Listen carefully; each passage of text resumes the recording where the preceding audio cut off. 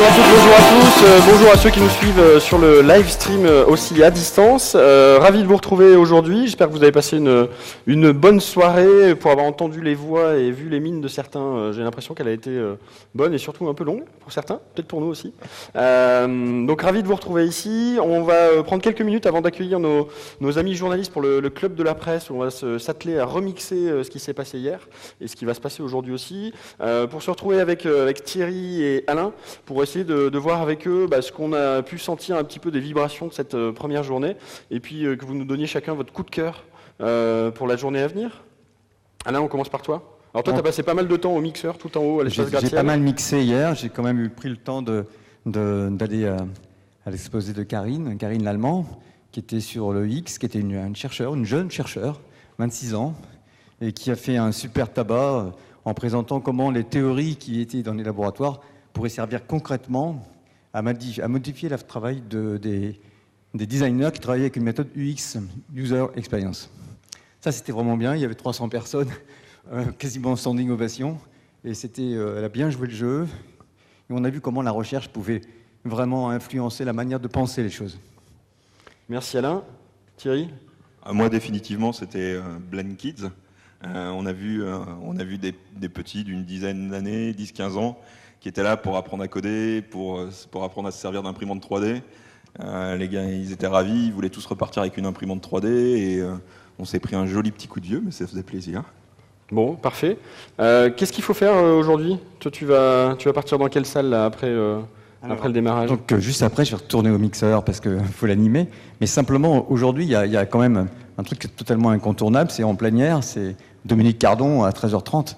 Et là, il faut vraiment le voir parce qu'il va vous donner un point de vue sur les algorithmes et leur usage sur le web, qui est un point de vue d'un sociologue. Donc, comment ces algorithmes sont pensés, quelle est leur sémantique profonde lorsqu'ils sont utilisés dans le web. Parfait, donc juste après la pause, et je crois que toi, c'est juste avant le déjeuner par contre. Ouais, nous, je vais faire de l'autopromo, du coup, on a une conférence à 11h30 qui explique en fait comment pénétrer le marché américain. Si vous êtes comme moi, on se pose toujours la question, est-ce qu'on va à SF, à New York, SF ? Et en fait, les 3 entreprises qui viendront faire un retour d'expérience expliqueront que peut-être on peut aussi réussir sur le marché américain sans s'implanter sur une de ces 2 villes. Voilà, le programme est lancé. On vous retrouvera tous les deux en plénière de clôture ce soir, donc vers 18h, juste après le concours de start-up et l'annonce des vainqueurs de concours de start-up. Donc bonne journée, et puis n'hésitez pas tout à l'heure à poursuivre ce feedback. Merci Guy. Je vais juste vous garder encore un petit peu. Je ne sais pas si à l'écran on va le voir. On va vous annoncer ce qui va se passer aujourd'hui en plénière. Alors il faut que je me mette à la bonne page, ce sera plus simple. Je vois que tu as sorti ton nœud-pape à ton pantalon. Exactement. Hier, on m'a dit que mon nœud-pape était un peu tristoun, donc j'ai remis un peu plus de couleur ce matin. Donc tout de suite, il va se passer le club de la presse. On enchaînera ensuite avec Raphaël Gauther qui nous parlera de FlexRox, conférence plutôt technique ce matin pour nous conduire jusqu'à la pause petit déjeuner. Et puis on aura une conférence alors plus marketing, communication à 11h30 avec Ghislain Faribault, qui est vice-président de Marc Dorcel, qui viendra nous parler comment est-ce qu'on peut communiquer quand on n'a pas de budget et comment est-ce qu'on peut arriver à se faire connaître. Ça nous amènera jusqu'au déjeuner. Et puis on reprendra en début d'après-midi à 13h30, comme l'a dit déjà Alain, avec un sociologue. Je pense que on sera bien dans l'esprit Blend à ce moment-là pour vraiment parler de quel est, d'un point de vue sociologique, effectivement l'impact des algorithmes et pourquoi est-ce que les algorithmes sont importants aujourd'hui. On continuera dans le mix des sujets. Avec la seule conférence en anglais de cette année, on tient à rester le plus francophone possible pour faciliter les échanges. Mais là, on a quand même un super speaker qui vient de nous parler de design, Elliot J. Stock, qui est chez Adobe. Je vous conseille fortement cette conférence avant la pause de l'après-midi. Et puis on reprendra avec une table ronde que j'animerai sur la transition digitale. C'est un mot qu'on entend beaucoup. On va essayer de débrancher un petit peu les mythes qu'on peut voir là-dessus pour voir concrètement derrière ces 2 gros mots ce qu'on peut en retrouver comme réalité. Et puis ça nous mènera à notre long tunnel de fin avec le Startup Contest, les résultats des hackathons, quelques petites annonces surprises aussi, pas mal de bonnes vibrations encore à trouver. Et puis on terminera comme d'habitude en envahissant la scène et en trinquant un petit coup avant de repartir pour les 363 autres jours de l'année avant de se retrouver. Tu m'autorises un mot? Bien sûr. Donc je recommanderais aussi, si c'est possible, pour ceux qui écouteraient ça ou bien qui le sauront, en fait, faites courir le bruit. Il y a la conférence de Valérie Peugeot, qui est en tête d'or, qui s'appelle « Sous le web, la plage ». Alors Valérie Peugeot, c'est quelqu'un qui est à la Conférence nationale du numérique et qui en fait défend l'idée du web comme un commun. Et elle va montrer en quel point, effectivement, sous le web, il y a la plage, comme on disait en 68, quoi. Parfait. Voilà, la journée est lancée. Alain, Thierry, vous allez avoir des applaudissements pour vous accompagner. La sortie pour vous, c'est par là. Laissez vos micros sur la table, s'il vous plaît. Merci. Vous partez pas avec. Merci bien. Et puis, je vais tout de suite passer derrière la table, puisque vont me rejoindre 3 éminents membres des médias. Merci pour les applaudissements. Et donc, vont me rejoindre tout de suite Jérémy Chauche d'Intermédia, Richard Meneveux de French Web et Éric Dupin de Presse Citron.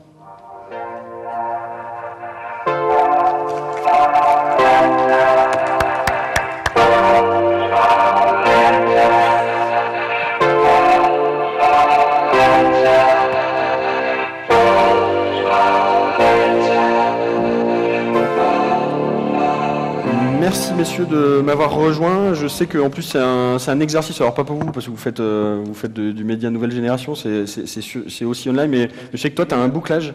Toi, tu as un bouclage papier, tu as ton micro devant toi, donc merci d'avoir pris le temps de venir discuter avec nous.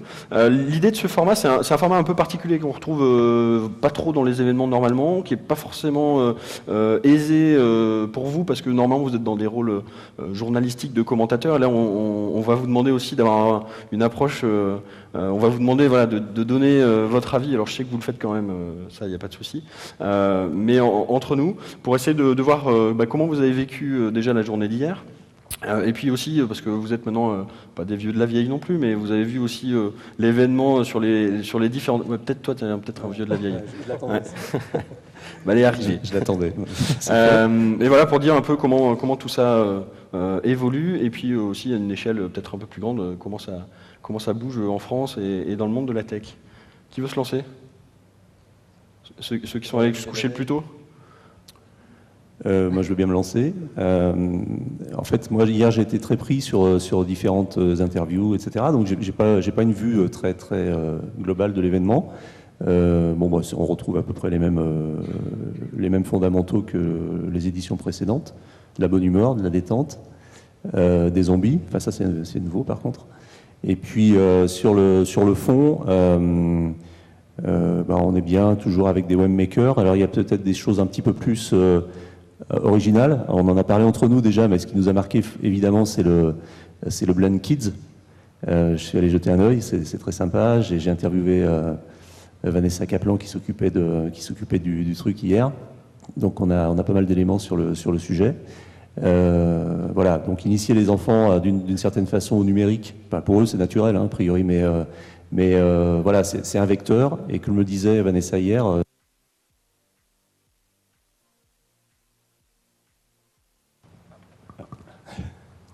C'est bon. Comme le disait Vanessa, le numérique... En fait, ça coupe au bout d'une minute, systématiquement. D'accord. Il faut remettre une pièce dans la quand ça devient pénible, ça coupe. C'est ça. Ok, donc je vais essayer de faire court. Et comme le disait Vanessa, le numérique, c'est pas simplement de passer du temps derrière un ordinateur. Il faut un peu démythifier ça. J'ai trouvé cette approche intéressante. C'était de dire aussi, sur l'atelier, on avait 2 ateliers, en fait, un atelier de code, d'initiation au code, et un atelier de stop motion, où on faisait, il était question de faire une petite animation avec un storytelling, avec des personnages en pâte à modeler et en fil de fer, et avec un montage vidéo qui va être réalisé, je crois, et présenté ce soir. Voilà, donc ça, pour moi, c'était vraiment intéressant, c'était vraiment innovant. Et je dois dire, alors, pour faire rapidement la genèse, je ne sais pas si tu te souviens, mais l'an dernier, quand on a eu cet ado qui était venu avec son grand frère, et bon, ça avait intéressé tout le monde, j'avais trouvé ça très intéressant. On en avait parlé après, et tu m'avais dit, mais ça, voilà, ça serait une idée de faire un Blend Kids. Je crois que c'est l'idée. C'est né comme ça. C'est né comme ça. Et voilà. Et donc, par rapport aux conférences auxquelles j'ai l'habitude d'assister un petit peu, c'est la première fois que je vois ça, en fait. Donc, je pense qu'il y a un vrai modèle à trouver sur ce point. D'ailleurs, on se demandait avec l'équipe d'Orga hier si on n'allait pas inverser le ratio l'année prochaine de faire 1700 enfants et 40 adultes, parce que globalement, ils sont quand même plus sympas que... Mais ça serait plus difficile d'apprendre à coder aux 40 adultes, peut-être. Oui, peut-être, sûrement. Enfin, sauf si c'est des gens du métier. Voilà. Jérémy, qu'est-ce qui t'a marqué toi hier? Eh bien alors, un peu comme Eric et moi hier, j'ai beaucoup traîné dans les allées de Blend. J'ai fait une seule conférence sur les médias, puisque après j'ai dû, pour le travail, rencontrer pas mal de gens et savoir ce qui se passe dans le web au moment de Blend. Effectivement, Blend Kids, je pense que c'est un des événements cette année parce que ça donne aussi, au-delà du côté très innovant d'apprendre à coder aux enfants, c'est aussi un événement qui donne beaucoup de visibilité à Blend pour les autres personnes qui ne sont pas du milieu du web. Je pense notamment à Lyon et à Rhône-Alpes en tout cas. Donc ça, je pense que c'est une très très belle initiative. Pour ce qui est de l'analyse de la première journée, j'ai rencontré des gens qui n'étaient jamais venus et qui m'ont dit des premières choses du style « Ah mais quelle énergie ici, c'est pas pareil, ça fait moins sérieux mais en même temps c'est sérieux ». On apprend des choses en souriant, en rigolant, en s'amusant, et je pense que c'est un peu la même énergie qui est là depuis maintenant 3 éditions, et voilà mon premier bilan de cette journée. Richard, toi, tu es à peu près sur tous les événements. Alors, Parfois, tu es même sur 2 événements en même temps. Je sais pas comment tu fais. Moi non plus. Mais en tout cas, chez French Web, vous bouge beaucoup d'événements. Effectivement, on bouge et Blend a une position totalement différente et en tous les cas originale par rapport à ce qu'on a l'habitude de voir, que ce soit en France ou à l'étranger, avec cet angle, ce parti pris pratique. On est plus là pour parler des choses concrètes, pragmatiques, que faire que de l'inspirationnel comme on peut le voir sur beaucoup de conférences. Donc c'est un côté rafraîchissant, précis, et c'est quelque chose qui me paraît extrêmement concret pour tout le monde et puis tous les gens qu'on croise, puisque effectivement hier on a eu la chance de croiser pas mal de boîtes lyonnaises qui nous ont parlé de ce qu'elles faisaient. Donc ça va de start-up comme Cégide avec le jeune Patrick Bertrand que je salue, à justement des grandes entreprises comme alors j'ai plus les noms parce qu'on a vu vraiment un paquet hier, notamment Olivier. Tout sera en ligne à partir des jours qui viennent là. Dans les jours, dès la semaine prochaine, des semaines prochaines, des semaines suivantes, parce que la semaine prochaine on a une grande opération sur la semaine de l'emploi dans le numérique, donc ça va être un tout petit peu après, donc il y aura un grand reportage demain qui devrait être mis en ligne demain en fin d'après-midi. Et puis on retrouvera toutes les interviews des acteurs à la fois lyonnais et à la fois justement pas très loin de Lyon. Je pense à Olivier Bernasson de pêcheur.com sur Clermont-Ferrand qui est venu hier. Donc montrer que les écosystèmes locaux ne se limitent pas uniquement aux métropoles, d'ailleurs aux métropoles labellisées French Tech. Transition parfaite. On voit les satellites qui sont autour et qui sont peut-être plus petits, mais qui ont aussi des dynamiques qui peuvent apporter à ces métropoles énormément d'énergie et de valeur. Vous sentez tous, au travers de la scène tech qui est visible notamment dans ces événements, que ça bout de plus en plus, ça fourmille de plus en plus. On sait qu'il y a pas une surenchère, mais qu'il y a quand même de plus en plus de conférences qui sont organisées. Vous sentez que ça bouge, et est-ce que c'est lié au label French Tech ou c'est déjà quelque chose qui était engagé avant? Alors, c'est toujours le truc, il y a un engouement qui est aujourd'hui extrêmement matérialisé, à la fois au travers de la communication gouvernementale. Tout d'abord Tech City à Londres, je pense que c'est les premiers à avoir tiré. On fait une communication massive. French Tech avec Fleur Pellerin puis Axel Lemaire a effectivement suivi après. Au-delà de ça, on a Dublin avec le Web Summit qui a fait une très grande opération de com et aujourd'hui qui a créé, je pense, la méga conférence européenne, puisque c'est 30 000 personnes, c'est dans 15 jours. Et effectivement, c'est un véhicule de communication formidable. Maintenant, l'écosystème typiquement, et si on doit faire des petites comparaisons, l'écosystème dublinois, à part être, je dirais, un énième État des États-Unis, puisque on n'y trouve pas vraiment de start-up en dehors des grands GAFA américains. Londres, c'est concret. Il y a effectivement un écosystème start-up, notamment dans la fintech, qui est extrêmement développé, extrêmement dynamique. En Allemagne, il y a effectivement d'autres choses où on le voit entre Berlin, Munich, mais ça reste encore très centralisé sur les landers, et c'est très séparé, c'est-à-dire que Munich, Berlin, ça communique pas trop, et puis quand discutez avec les uns et les autres, vous vous rendez compte que c'est pas du tout les mêmes business. La particularité de l'écosystème français, c'est que, c'est un écosystème qui s'est construit non pas depuis 3 ans, mais qui existe déjà depuis une vingtaine d'années, qui s'est structuré progressivement en partant des télécoms, avec effectivement autour de ça toutes les universités, tous les centres de recherche, qui étaient vraiment au cœur de la mécanique Internet il y a 20 ans. Et puis progressivement, ça s'est construit. Aujourd'hui, on a une architecture en France qui est extrêmement bien dotée, c'est-à-dire que des villes comme Lyon, Lille avec Euratechnologie, Nantes, Bordeaux, Montpellier, on parlait tout à l'heure justement de Grenoble, mais également dans le sud de la France, Nancy, Strasbourg, alors là je remonte bien entendu. Voilà, aujourd'hui on a un écosystème qui est extrêmement maillé et je dirais qu'il y a une particularité, c'est que chaque ville a un ADN totalement différent. C'est-à-dire que on a véritablement des villes qui ont une couleur. On va voir le retail sur la partie lilloise, même s'ils ont des sociétés qui travaillent dans l'intelligence artificielle, la VR, etc. On va trouver dans chaque ville des ADN, l'IoT sur Toulouse, qui sont spécifiques. Et l'enjeu aujourd'hui, et je pense que c'est la promesse, en tous les cas la proposition de valeur initiale de French Tech, c'est de faire en sorte que ce maillage fonctionne entre lui.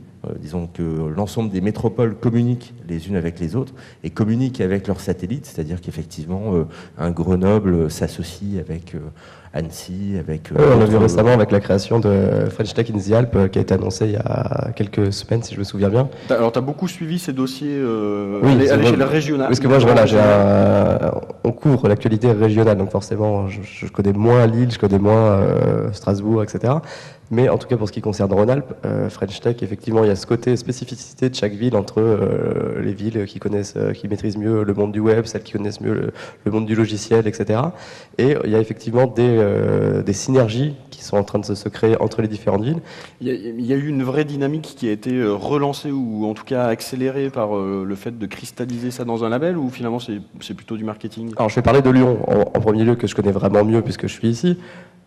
Il y a quand même des acteurs qui, depuis des années à Lyon, historiquement, quand il y avait Lyon Infocité, même avant, puis après la cuisine, etc., l'énergie, elle est là, déjà. Et le label permet peut-être de donner plus de visibilité d'une certaine énergie régionale, locale, au niveau national. Peut-être donner plus de visibilité, et puis on espère de l'argent pour des incubateurs et pour développer des startups derrière. Et Eric, toi, tu vois surtout un des maillons un peu spécifiques de cet écosystème qui sont les startups que tu vois passer. Quel est ton ressenti un peu là sur les quelques années qui se sont écoulées entre les différentes versions de Blend depuis 2013? Tu sens qu'il y a plus d'énergie, plus de projets, plus de choses qui ressortent? Ta boîte mail est plus prise d'assaut par les start-upers qu'avant?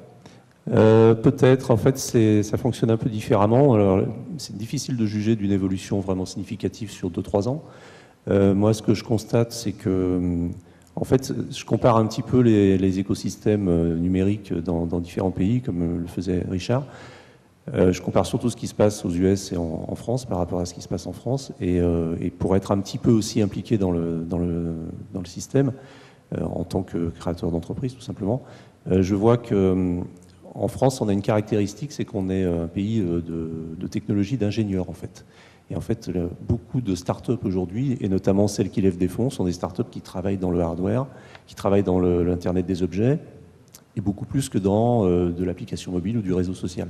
Donc ça, c'est vraiment une caractéristique.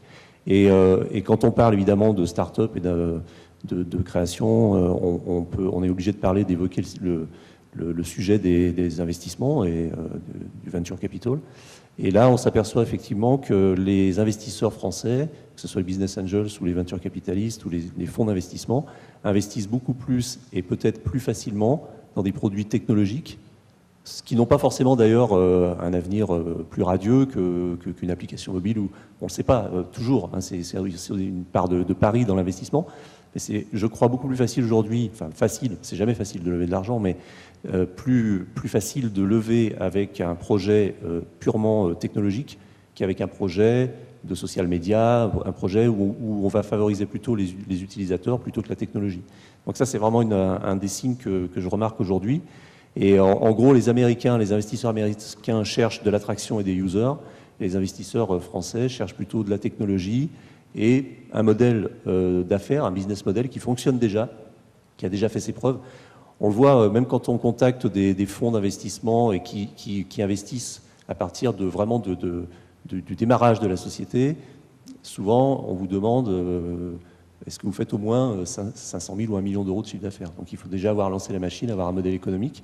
Ce n'est pas toujours le cas, parce qu'on peut trouver aussi des business angels qui investissent sur une idée. On investit plus aux US sur des concepts qui n'ont pas encore fait de preuves économiques. L'exemple qu'on ressort toujours, c'était Instagram, qui a racheté 780 millions par Facebook alors qu'il n'y avait pas de modèle économique. Donc ça, c'est le genre de choses qui, à mon avis, pourraient difficilement arriver en France. Ça a pu arriver, on a peut-être quelques cas isolés. Mais voilà, donc ça, c'est la grosse différence.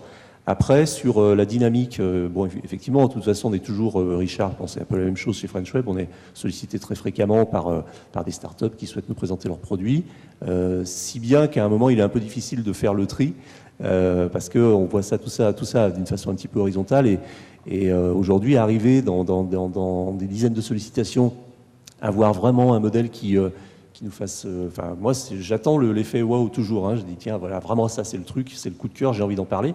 Ça arrive, bien sûr, mais c'est pas... Enfin, ça arrive pas tous les jours. On va revenir sur ce sujet juste après. Peut-être juste pour clôturer la partie levée de fonds, je pense que toutes les levées de fonds passent à peu près sur French Web à un moment. Donc je pense que tu as un bon rôle d'observateur par rapport à ça. C'est un peu un passage obligé, effectivement. Voilà. Alors, qu'est-ce que tu as pu noter? Parce que pour le coup, en ce moment, il y a quand même des belles annonces, des gros montants, de plus en plus fréquents. Qu'est-ce que toi, tu tires? Moi, je vais compléter effectivement ce que dit Eric, et moi, en faisant le parallèle entre les US et la France, qui n'ont absolument rien à voir en taille de marché, en termes d'ADN, etc.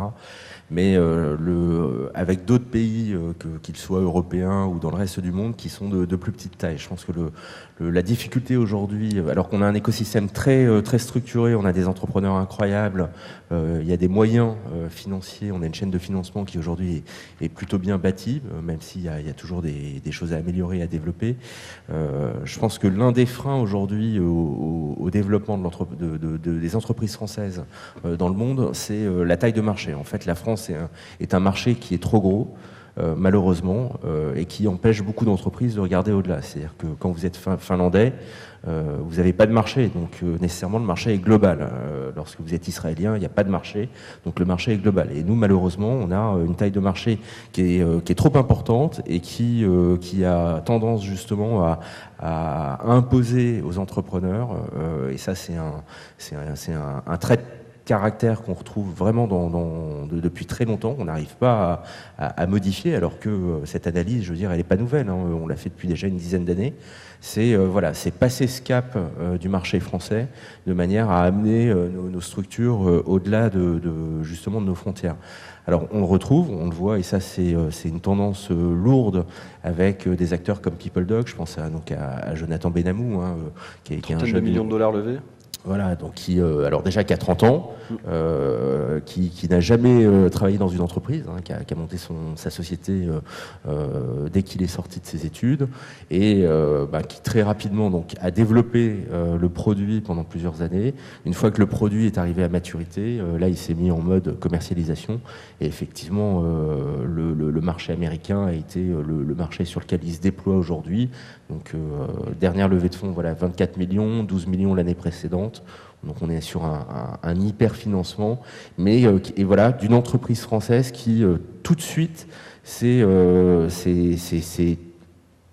adapté à un marché global et qui après l'expérience Novapost.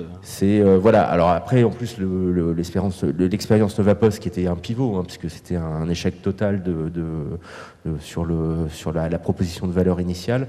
Donc exemple d'une entreprise qui n'a pas du tout visé le marché français initialement, c'est vraiment orienté à l'international d'entrée de jeu, et quand je dis l'international, c'est le marché américain. Autre exemple avec Sticky Ads, pareil, qui est orienté sur le marché US, et avec cette particularité que pour réussir, Ça implique un financement qui est pas de 800 000 euros.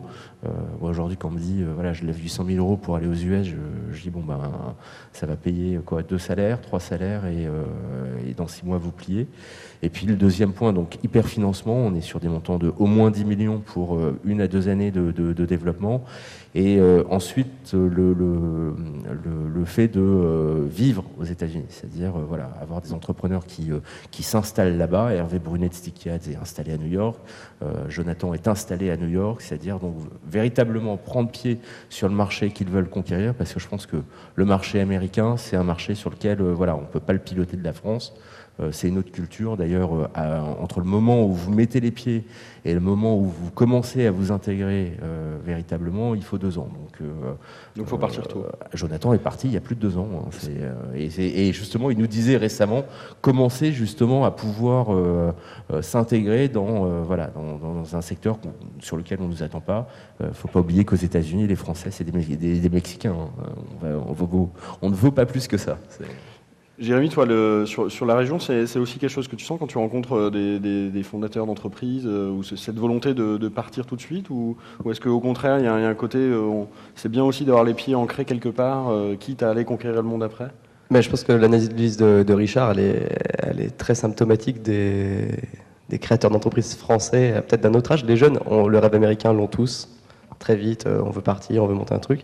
Après, ils se heurtent peut-être effectivement avec des problèmes de levée de fonds pour avoir suffisamment de billes derrière pour monter leur projet aux États-Unis. Mais l'histoire de la taille de marché français, c'est une réalité. C'est-à-dire que beaucoup de créateurs de start-up que je côtoie sur Lyon, sur la région Rhône-Alpes, créent des projets avec une visée mondiale lointaine, mais le premier pas, c'est la France.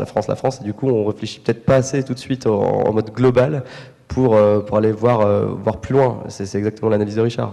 Et on le voit en local comme en national. Ce qui est intéressant, et ça recoupe, je trouve, 2 choses que vous avez dites. Le côté des investisseurs français à vouloir quand même des projets qui ont une preuve de business qui tourne, donc qui poussent peut-être justement les entrepreneurs à aller chercher très vite du business autour d'eux. Et le premier business qu'on peut activer, ça va être le réseau, les quelques entreprises autour de soi pour dire il faut que j'ai ces premiers 500 000 euros de CA. Et puis d'un autre côté, la responsabilité peut-être des médias, et on va rentrer dans les 10 dernières minutes de cette table ronde sur le rôle aussi peut-être des médias. Quand les journalistes posent peut-être de manière trop répétée la question, alors qui est le prochain Blablacar sur la région, quel est le prochain Google, de ce côté, on va chercher la licorne uniquement. Et c'est Uber le mot-clé. Uber, le prochain Uber de quelque chose. Est-ce que finalement on donne pas un peu un côté schizophrène à l'entrepreneur français qui, sur son business, doit être très vite prouver la valeur de son modèle, et puis en même temps, dans ses rêves de développement, va se projeter très vite à l'international? Qui a de la responsabilité là-dedans? Est-ce qu'il y a un rôle d'éducation à faire? Je crois qu'on est, alors c'est peut-être partout pareil, mais on est beaucoup dans les clichés. Donc quand on parle d'entrepreneuriat, on parle tout de suite de start-up. Alors il faudrait redéfinir déjà, parce que je pense que, puisque tu parles de médias, si on pose la question à des journalistes plutôt généralistes, qu'est-ce que c'est qu'une start-up? Je ne suis même pas sûr qu'ils connaissent la réponse. Donc on est pas mal dans le cliché, et du coup effectivement, comme tu le dis, les entrepreneurs sont peut-être un petit peu aveuglés par ces modèles, alors que finalement leur business n'a rien à voir et pourrait se développer d'une façon pérenne et totalement différemment. Après, il se pose la question effectivement de la croissance très rapide, parce que c'est une des caractéristiques d'une start-up. On peut très bien réussir une start-up, une PME avec une croissance un peu moins importante, et se poser aussi la question à un moment, est-ce qu'on a réellement besoin de lever des fonds? Parce que bon, il ne faut pas se cacher le fait qu'il y a aussi un effet de mode là-dedans. C'est-à-dire qu'aujourd'hui, j'ai une idée, je crée une application, je crée un concept, et tout de suite, je vais chercher des fonds. Est-ce qu'on n'a pas d'abord intérêt à développer son concept, à pérenniser, à polir son concept pour après aller chercher éventuellement des investisseurs, on sera beaucoup plus crédible. Donc, on avait hier Simon il y a un certain nombre d'étapes, je pense, qui doivent être respectées, qui aujourd'hui ne le sont pas forcément. On avait Simon Davla hier qui revenait sur la plénière de clôture sur l'expérience App Gratis, une grosse levée de fonds sur un modèle qui n'était pas encore stabilisé. Et un des points qu'il mentionnait justement sur cette volonté, c'était une question qui venait du public de pourquoi avoir voulu lever autant. Son retour, c'était il y a 3 raisons à ça, et une des raisons, c'était pour avoir de la présence média. Parce que c'est vrai que c'est un truc qui ça fait cliquer. Une levée de fonds, est-ce que c'est toujours le cas? Est-ce que vous sentez qu'il y a des entrepreneurs qui cherchent pas, voilà, qui vont pas chercher forcément les bonnes choses au bout? Je te laisse juste la parole. On a l'impression, c'est vrai, et on a l'impression que c'est un passage obligé qui crédibilise le projet. Et il y a un côté un petit peu hableur comme ça, c'est-à-dire, bon, voilà, ça y est, j'ai levé 5 millions, alors que c'est normalement un début, et on a parfois l'impression que c'est un aboutissement. C'est le début des emmerdes d'ailleurs. Si on discute avec chaque entrepreneur qui lève, c'est la levée de fonds et absolument pas une finalité. On est clairement dans un phénomène Starac. Ça fait déjà 3 ans que le phénomène a bien démarré et s'est bien accéléré. Donc effectivement, il y a toute une communication qui est faite au travers des médias, au travers des écosystèmes, au travers des prises, des initiatives gouvernementales, des initiatives politiques locales, etc., qui font que l'entrepreneuriat, c'est un petit peu le dernier truc à la mode. Et effectivement, on parle de millions, de milliards, ça fait rêver. La réalité, c'est le contraire. C'est-à-dire que entreprendre, c'est des emmerdes au quotidien, toute la journée. C'est le roller coaster. Ça, ce sont des sujets dont on entend moins parler d'ailleurs dans les interviews qui sont faites effectivement des entrepreneurs. Mais bon, hier, je discutais avec Olivier Bernasson justement de pêcheur.com. Des emmerdes, il en a eu un paquet. Je discutais également avec Stéphanie Pellapra de Restopolitane, sa boîte, et pourtant elle avait fait justement une levée de fonds extraordinaire auprès de Simon Signy, Niel, Grandjean, Jean-David Blanc. Disons, elle avait C'était les parrains de la mafia un peu. C'était la mafia. C'était la mafia. Ceux qui se souviennent de cette photo. Absolument. Et puis au bout d'un an, c'était quand même la catastrophe. Et Stéphanie le disait, c'est entreprendre, disons, une levée de fonds n'est absolument pas une finalité, c'est le début des emmerdes. Alors qu'aujourd'hui, on a l'impression, disons, on s'est présenté comme le but ultime. Et nous, on reçoit souvent des dossiers de jeunes start-upers qui nous disent oui, moi, l'objectif, levée de fonds, mais on dit au secours, quoi. Revenez au prochain tour. C'est la poule et l'œuf. Je dois être dans les médias pour pouvoir lever, et puis une fois que j'ai levé, je suis enfin dans les médias. Ça n'a aucun intérêt d'être dans les médias. Soyons francs, aujourd'hui, ça n'a aucun intérêt. C'est à part flatter l'ego. C'est fort sympathique d'être sur French Web, sur Presse Citron, mais c'est pas ça qui va attirer, je dirais, des millions d'utilisateurs. Soyons quand même un petit peu rationnels. Ça va, oui, vous donner une visibilité à un instant donné auprès de fonds d'investissement, auprès de quelques utilisateurs, auprès d'early adopters, mais ça ne va pas non plus changer vos métriques. À la rigueur, si vous voulez avoir un petit pic de connexion sur votre service, passez dans Télématin, appelez Laura du Web, elle va vous faire un vrai pic d'audience. Nous, on est juste, nous, on est plus sur la vague de fond. Je pense qu'on est moins dans le côté hype, mais plus dans le fond, c'est-à-dire présenter des entrepreneurs et surtout présenter leur vision du développement de leur entreprise, comment ils font, quelles sont les bonnes pratiques qu'ils réussissent à mettre en place, parce que c'est ça qui nous intéresse aujourd'hui. Si c'est juste pour faire la promo ponctuelle d'un site, franchement, Laura du Web fait ça super bien, ça cartonne. D'ailleurs, il faut juste s'assurer que les serveurs tiennent. Exactement, il y a l'effet Laura du Web. Il y a un effet Laura du Web. Server down, à voilà, 7h40. Mais les médias, c'est pas une finalité en soi.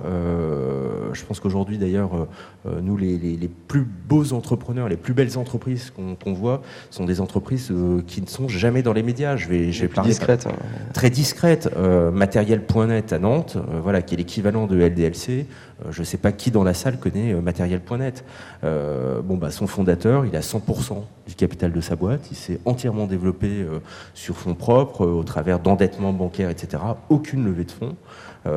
Et à aucun moment, il est dans les médias.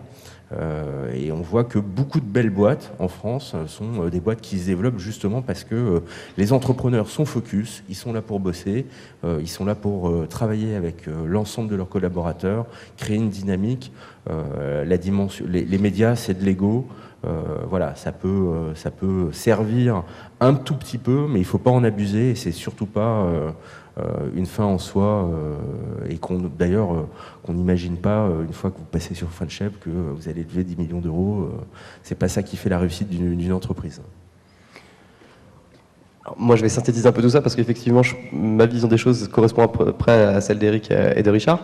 Je pense qu'il y a deux mentalités, en fait, finalement, dans ces entrepreneurs du web. C'est ou deux étapes. Je sais pas. J'arrive pas à trancher encore. Première étape, ceux qui croient peut-être que effectivement la levée de fonds c'est un aboutissement, donc pour ça il faut que je sois visible, et puis une fois que je serai dans les médias, j'aurai de la visibilité, j'aurai des utilisateurs, et ça va grandir, et ça va grandir. Et puis tu as l'autre mentalité, peut-être qui arrive après t'être cassé la gueule parce que tu croyais que la visibilité, la levée de fonds c'était une fin en soi. C'est je vais rester discret, je bosse, je travaille mon business model, je travaille mon produit, je travaille mon idée, mon concept, pour que ça marche et pour finalement attirer les utilisateurs par l'usage et pas simplement par l'image. Et je pense qu'on en est là aujourd'hui. Bonne conclusion, éviter l'erreur de jeunesse sur ça. Alors juste avant de vous libérer et puis de lancer la séquence d'après, il y a un petit sujet dont on a parlé en préparant cette table ronde, qui était de dire, il y a eu déjà hier une conférence sur les bouleversements dans les modèles des médias. On parle beaucoup aujourd'hui de transition digitale, on va en parler beaucoup à Blend.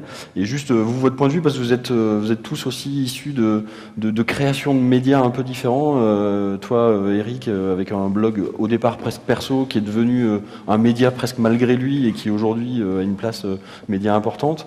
Une presse entre guillemets plus traditionnelle, à l'ancienne, avec de la rotative, et même s'il y a quand même une grosse présence sur le web et que vous pouvez acheter le PDF pour 6 € le jour de la sortie, quelque chose comme ça. Exactement. Merci. Et puis toi, Richard, le pur modèle média enrichi avec tout un tas de choses autour des événements.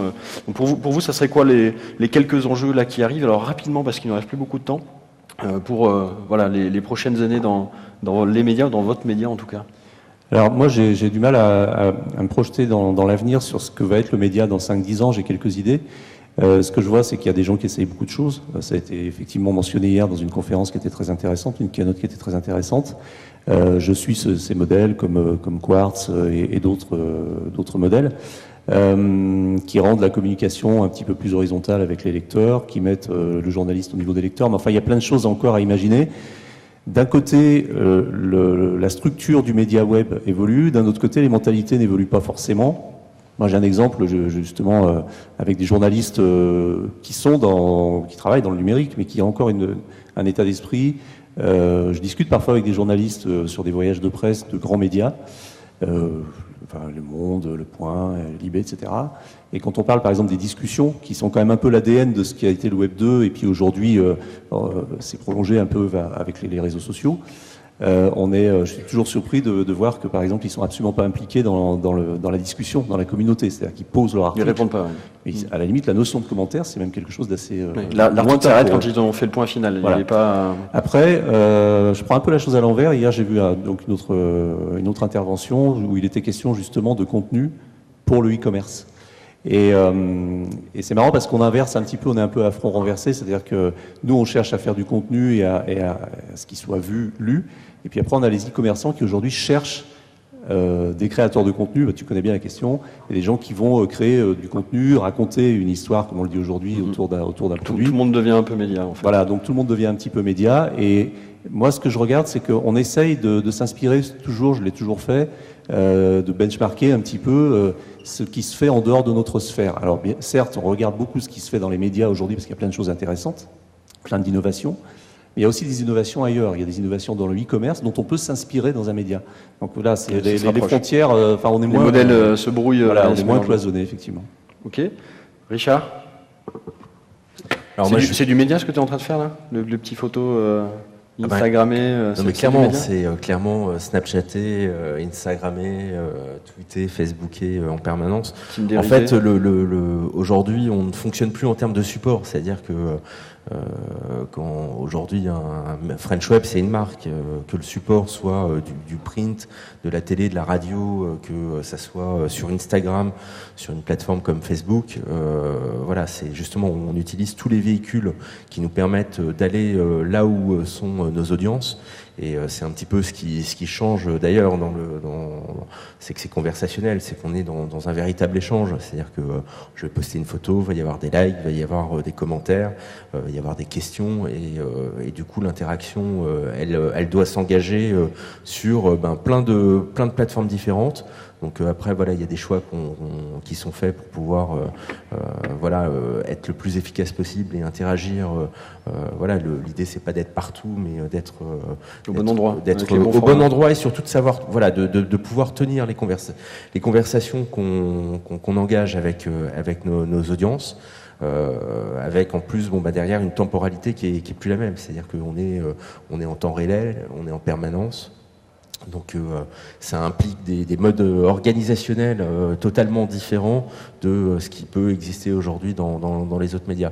Mais pour revenir un petit peu et compléter ce que disait Eric, en 15 secondes. En 15 secondes, il y a effectivement des usages qui changent dans le monde, mais en France, il y a un phénomène qui est en train de se passer d'une manière importante, c'est que les médias vont cesser d'être des danseuses et rentrent dans la phase entreprise, avec l'arrivée de Patrick Drahi, avec le rachat de l'Express, etc.